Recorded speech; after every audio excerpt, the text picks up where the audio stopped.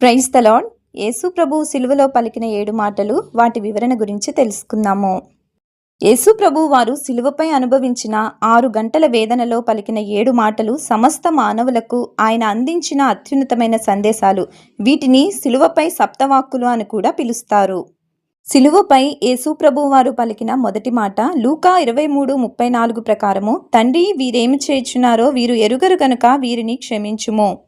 ఈ మాట తనను సిలువ వేస్తున్న రోమా సైనికులను, నిందిస్తున్న ప్రజలను ఉద్దేశించి యేసు ఈ మాట అన్నారు. మానవుల పాపాలకు ప్రాయశ్చిత్తం చేయడానికి ఆయన సిలువపై బలియాగమవుతున్న సమయంలో క్షమాపణకు మొదట ప్రాధాన్యత ఇచ్చారు. అదేవిధంగా వీరేమి చేయుచున్నారో వీరు ఎరుగరు అనడం ద్వారా వారు చేస్తున్న పని యొక్క భయంకరమైన పరిణామాన్ని వారు గ్రహించలేకపోతున్నారు అని, వారి అజ్ఞానాన్ని దేవుడు క్షమించాలని కోరారు.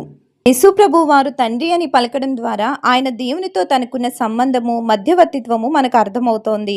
ఈ మాట యేసు ప్రభుకు పాపుల పట్ల ఆయనకున్న అపారమైన ప్రేమను, షరతులు లేని క్షమాపణను తెలియజేస్తుంది. యేసు ప్రభు వారు సిలువలో పలికిన రెండవ మాట లూకా 23:43 ప్రకారము, నేడు నీవు నాతో కూడా పరదేశులో ఉందువని నీతో నిశ్చయంగా చెప్చున్నాను. ఈ మాటలో నిశ్చయముగా చెప్పుచున్నాను అనడం ద్వారా నమ్మిన వారికి రక్షణ వెంటనే కలుగుతుందని యేసు ఈ మాట ద్వారా స్పష్టం చేశారు. అంటే మనిషి చనిపోయే చివరి నిమిషంలో కూడా పశ్చాత్తాపపడి యేసుని రక్షకునిగా అంగీకరిస్తే పరలోక రాజ్యంలో వారసులం అవుతాము అని, అంతేకాకుండా మరణం తర్వాత యేసుతో కలిసి ఉండే పవిత్రమైన స్థలం పరలోకం ఉందనే నిరీక్షణ మనకు ఈ మాట తెలియజేస్తోంది. యేసు ప్రభు వారు తనను చంపుతున్న వారిని క్షమించడమే కాకుండా తనను నమ్మిన పాపిని రక్షించి తనతో ఉంచుకునే దేవుని అపారమైన ప్రేమను ఈ రెండవ మాట తెలియజేస్తుంది. మానవుని గతం ఎంత చీకటిమయమైనా యేసు ప్రభు వారి కృప ద్వారా రక్షణ కలుగుతుందని మనకు అర్థమవుతుంది. సిలువపై యేసు ప్రభు వారు పలికిన మూడవ మాట యోహాను సువార్త 19:26-27 ప్రకారము, అమ్మా, ఇదిగో నీ కుమారుడు, ఇదిగో నీ తల్లి. యేసు ప్రభు వారు ఈ మాటను సిలువపై అత్యంత కఠినమైన పరిస్థితిలో పలికారు. ఆయన తన తల్లి భవిష్యత్తు గురించి ఆలోచించి తన తల్లిని యోహానుకు అప్పగించారు. తల్లిదండ్రులను ఏ విధంగా గౌరవించి వారిని ఏ విధంగా కాపాడుకుంటూ ఉండాలి అని ఈ మాట ద్వారా అర్థమవుతుంది. అంతేకాకుండా ఈ లోక రక్తబంధాల కంటే విశ్వాసుల మధ్య ఉండే ప్రేమ సంబంధం ఎంతో గొప్పదని యోహానును మరియకు కొడుకుగా అప్పగించడం ద్వారా మనకు అర్థమవుతుంది. ఆయన తన మరణాంతరం కూడా తన కుటుంబం క్షేమంగా ఉండాలని ఆలోచించినట్లు మనకు తెలుస్తుంది. ఈ మాట ద్వారా తల్లిదండ్రులను గౌరవించి వారి ప్రతి సమస్యలో మన వంతు బాధ్యత కలిగి ఉండడం క్రీస్తుని పోలి నడుచుకునే క్రైస్తవ్యం. యేసు ప్రభు వారు సిలువపై పలికిన నాలుగవ మాట మత్తయి 27:46 ప్రకారము, ఏలి ఏలి లామా సబక్తాని అంటే, నా దేవా నా దేవా నన్ను ఎందుకు విడిచిపెట్టావు. ఈ మాట ఆయన శారీరక వేదన కంటే మనుషుల పాపాలను తనపై వేసుకున్నప్పుడు పాపభారం వల్ల తండ్రి నుండి తాత్కాలికంగా వేరు చేయబడిన ఆత్మీయ వేదనతో దేవుడు ఈ మాటలు పలికాడు అని మనం చూడవచ్చు.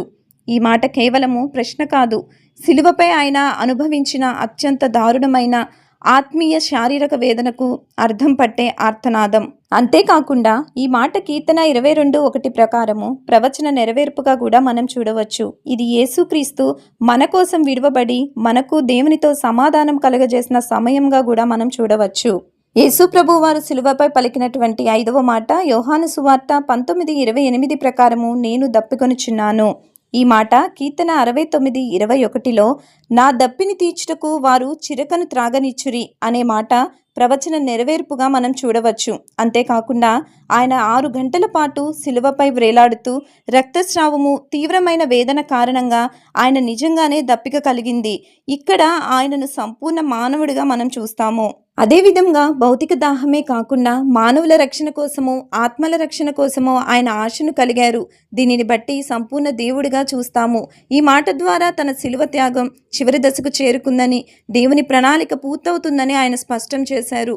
యేసు ప్రభు వారి శారీరక శ్రమ దేవుని వాక్యానికి ఆయన చూపిన విధేయతను, పాపుల పట్ల ఆయనకున్న అపరిమితమైన ప్రేమను తెలుపుతోంది.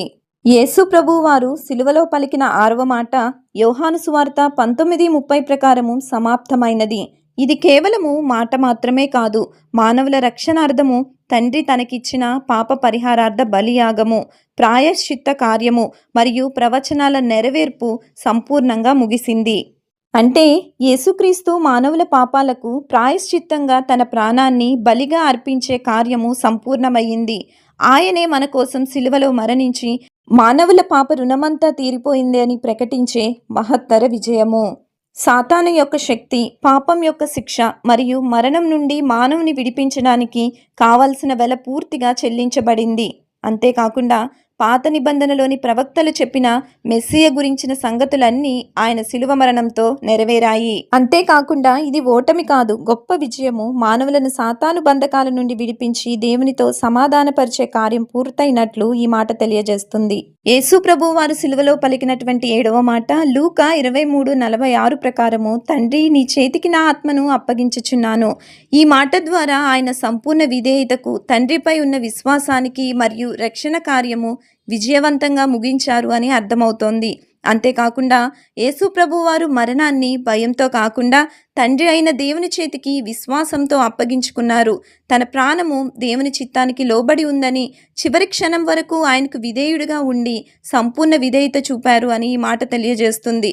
యేసు ప్రభువు వారు పాపుల కోసం దేవుడి ఇచ్చిన పనిని సంపూర్ణంగా ముగించారు అని గొప్ప శబ్దంతో కేకవేసి ప్రాణం విడిచే ముందు ఈ మాట పలికినట్లు మనకు అర్థమవుతోంది.